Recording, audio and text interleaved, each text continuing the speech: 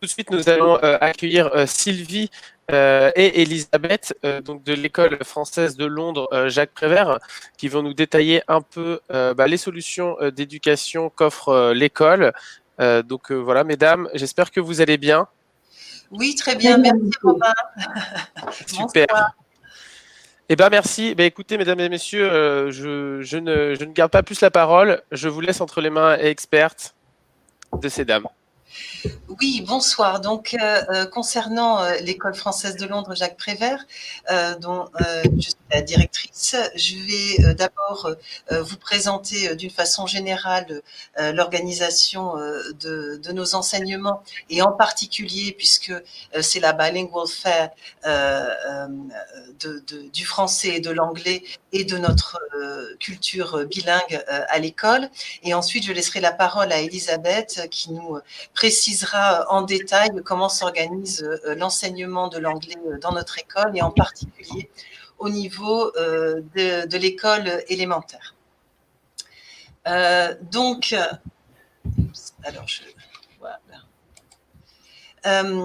tout d'abord, l'école française de Londres Jacques Prévert est installée dans le joli petit quartier verdoyant et calme de Brook Green. Et nous accueillons chaque année 260 élèves qui se répartissent sur 11 classes, de la moyenne section de maternelle jusqu'au CM2 de l'école élémentaire.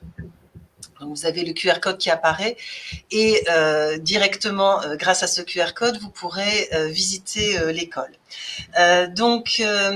C'est une école qui est en fait assez unique dans le paysage londonien, c'est sûr, puisque nous sommes une école qui est une école associative à gestion parentale et nous sommes également conventionnés avec l'AEFE, donc qui est l'agence de l'enseignement français à l'étranger et qui est donc un réseau mondial d'excellence académique implanté sur 137 pays.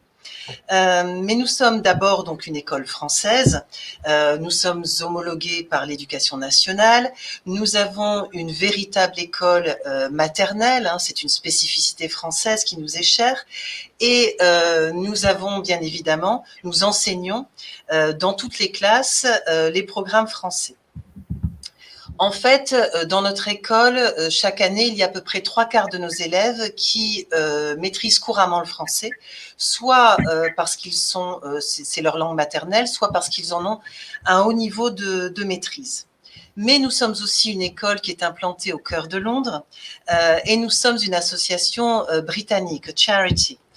Donc, sur le plan éducatif, nous sommes enregistrés auprès du DFE, donc du Department for Education britannique, en tant qu'école indépendante. Et à ce titre, nous sommes inspectés régulièrement par l'Ofsted, qui est l'Office for Standards in Education, donc qui est un organisme britannique et qui nous a attribué à plusieurs reprises la mention outstanding, c'est-à-dire remarquable dans tous les domaines. Donc cette internationalité, elle se répercute aussi dans notre école finalement, puisque nous avons plus d'un tiers de nos élèves qui parlent couramment l'anglais, soit parce que c'est leur langue maternelle, soit parce qu'ils en ont un haut niveau de maîtrise aussi. Et finalement, quand on regarde un petit peu le profil de nos élèves, on remarque qu'il y a plus de 30 nationalités qui sont représentées dans l'école. Et donc, nous sommes une école française avec un véritable caractère international. Et donc, les enfants, dans l'école, échangent en français comme en anglais.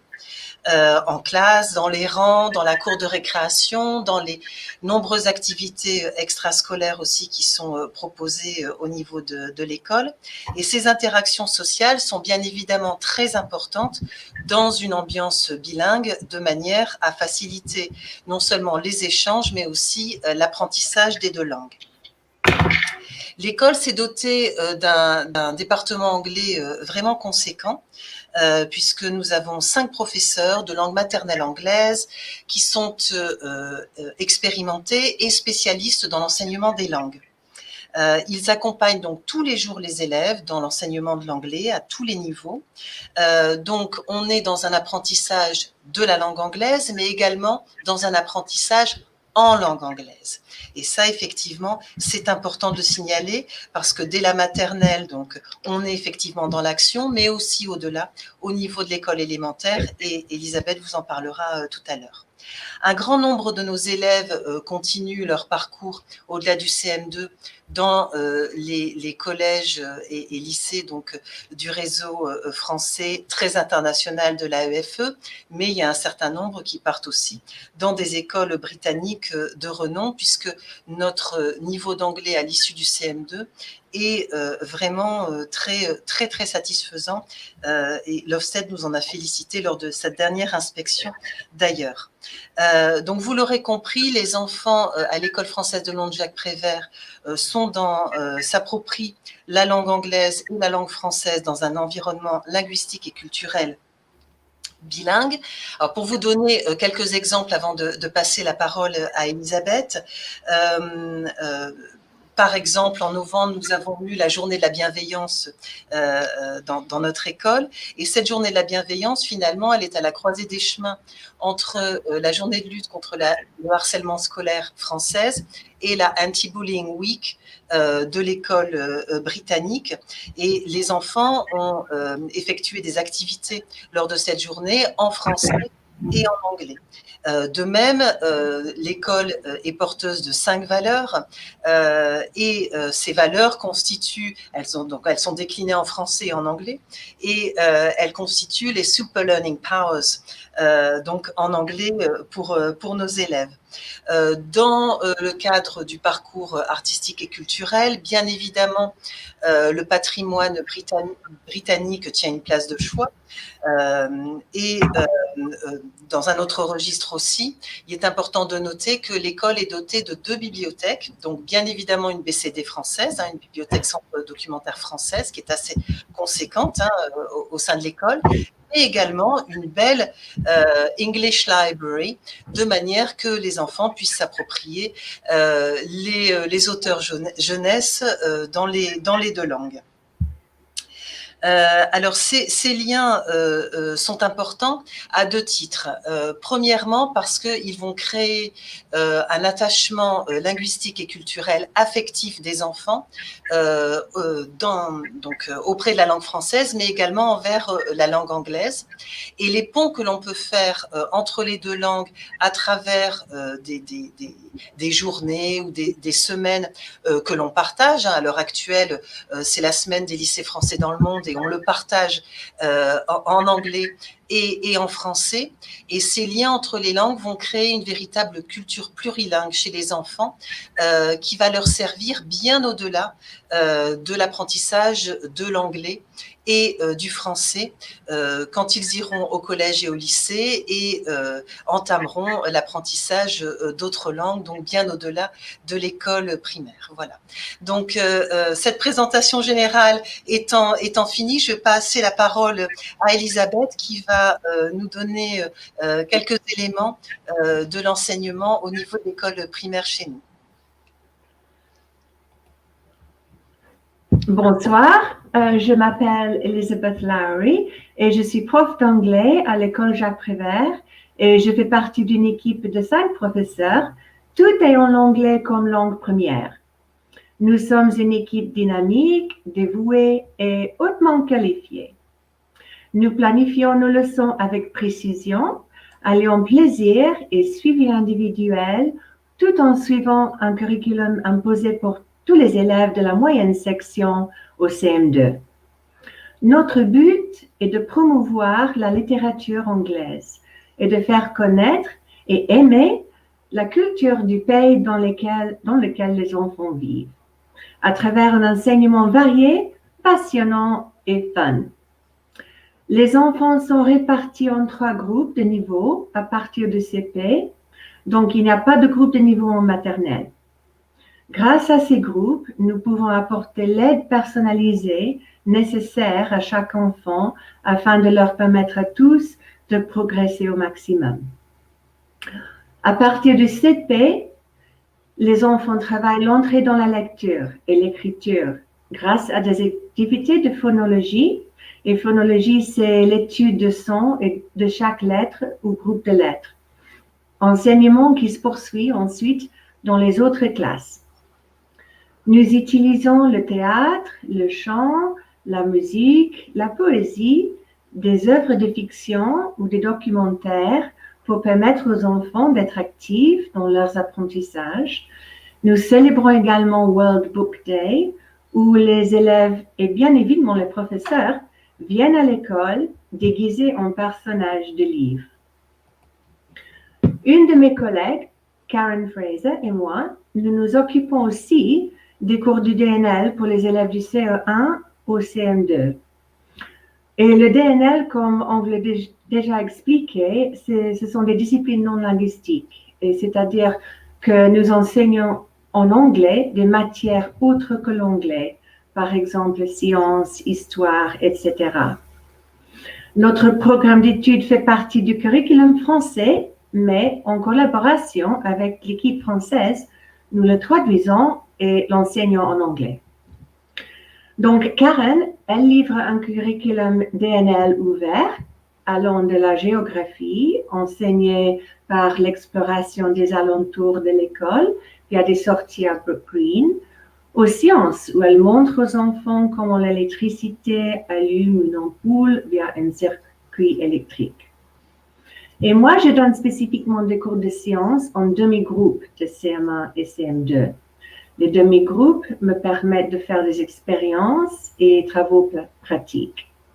Par exemple, la semaine dernière, nous avons étudié la pollinisation et les élèves donc faisaient semblant d'être des abeilles et bourdonnaient autour de la classe en pollinisant des vraies fleurs avec leur coton-tige.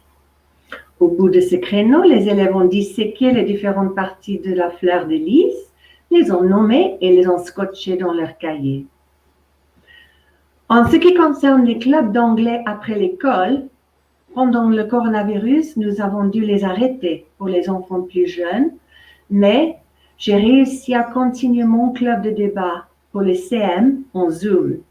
J'utilise les breakout rooms pour permettre aux enfants de préparer leurs arguments et nous débattons par exemple sur les sujets les chiens sont-ils mieux que les chats et doit-on toujours remercier un robot? À la fin du CM2, la plupart de nos élèves sont bilingues au vrai sens du terme. Il n'est pas rare de les entendre passer d'une langue à l'autre durant leur jeu. Thank you for listening. Now, I'm going to finish in English. I just wanted to add that I'm not just a teacher at the school. I've actually had two daughters who have passed through Jacques Prévert, absolutely loved it, and are now one has been to the lycée and has left the lycée, and one is currently at the lycée. So I can hopefully understand your questions if you are asking them in French, but I might have to answer them in English if you don't mind. So thank you for listening. Thank you, Elizabeth. Merci Elisabeth, merci Sylvie pour cette présentation des plus captivantes. C'est vrai que l'excellence de vos enseignements en anglais permettent donc un niveau très avancé dans les deux langues et surtout en anglais afin de permettre du coup une très grande adaptabilité quant au choix du collège pour la suite pour les enfants. C'est vrai que la diversité aussi des événements culturels dont vous avez parlé Elisabeth, c'est vrai que c'est très très très riche et ça permet du coup un réel éveil pour les enfants. Donc, on a quelques questions aussi de l'auditoire. On a une question d'Emmanuel qui nous demande le nombre de candidats par admission. Alors, je ne saurais pas vous dire simplement alors, je ne suis pas sûre de comprendre la question. Alors, en termes, j'imagine, d'inscription, alors pour les inscriptions au niveau de l'école Jacques Prévert, c'est vrai que c'est important, si vous avez des intentions de vous inscrire, de le faire le plus rapidement possible parce que nos dossiers sont classés par ordre d'arrivée. Voilà. Et donc, nous avons deux arrivées, on va dire, importantes dans l'école. C'est l'arrivée en moyenne section, forcément, puisque c'est la porte d'entrée de notre école, avec des inscriptions qui sont faites depuis la naissance des enfants, qui sont faites également dans le cadre des inscriptions de fratrie à notre école, mais qui peuvent être faites effectivement ensuite par les parents, sachant qu'on n'a pas forcément des places en moyenne section. Mais de toute manière, on garde les dossiers puisque on est face enfin, on a affaire à des familles qui sont très internationales. Il y a des voyages, des déplacements professionnels et des expatriations aussi qui se font. Donc, il y a des places qui se libèrent et ça permet effectivement d'avoir des places au cours de l'école maternelle. Ensuite, on a une deuxième entrée qui se fait en CP, puisque là, on a 2 classes de CP, on n'a qu'une classe de grande section. Donc, effectivement, là aussi, on a des possibilités d'inscription avec des accords particuliers dans certaines écoles de Londres, et c'est important de les noter parce que là, il y a des jeux de priorité qui s'inscrivent. Donc, on a des accords particuliers avec la petite école française, avec l'école maternelle du Hérisson et avec l'école des petits de Battersea. Donc ça, effectivement, ce sont nos inscriptions privilégiées au niveau du CP. Ensuite, ça se fait en fonction des places, des départs et des arrivées des familles, mais surtout en fonction de la date de dépôt du dossier. Après, vous trouverez sur notre site tous les éléments concernant l'inscription, et il y a Madame Sanders à l'école Jacques Prévert qui vous donnera toutes les informations par téléphone si vous ne les trouvez pas sur le site, mais le site est déjà bien complet à ce niveau-là. D'accord, super. Eh ben, écoutez, merci. On a une autre question donc de Sophia qui se demande quel était le pourcentage de nouveaux élèves que vous avez en début de cursus élémentaire par rapport aux élèves qui continuent de la maternelle pour ensuite passer dans le cursus élémentaire. Alors, on a une petite dizaine de places qui s'ouvrent, donc effectivement, ça n'est pas beaucoup. Maintenant, comme je vous l'ai dit, ça dépend aussi de la stabilité des familles à Londres. C'est vrai que nous sommes une école de 11 classes, hein, donc on ne peut pas pousser les murs. On est dans une très très belle bâtisse classée et on est ravis d'y être parce que c'est extrêmement agréable d'y travailler. C'est un vrai lieu de vie pour les enfants et tout le monde en fait au niveau du travail. Donc voilà, donc c'est vrai qu'il faut absolument, voilà, si vous songez à venir chez nous, faire les démarches le plus rapidement possible parce que selon les années, selon les classes, il y a des listes d'attente, mais après ça peut se débloquer effectivement selon la mobilité des familles. D'accord, super. Écoutez, merci pour toutes ces précisions. Avant de se quitter, on a une dernière question de Marie-Joëlle qui demande donc quelles étaient les mesures que vous avez mises en place durant le Covid. Donc voilà, je sais qu'Elisabeth en a fait a un petit peu intervenu sur le sujet, mais est-ce que vous avez d'autres mesures que vous avez mises en place sur l'établissement ?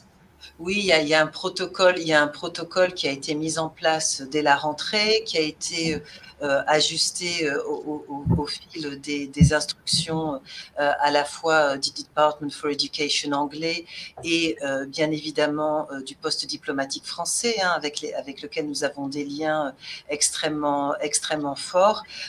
Voilà, les choses se sont mises en place.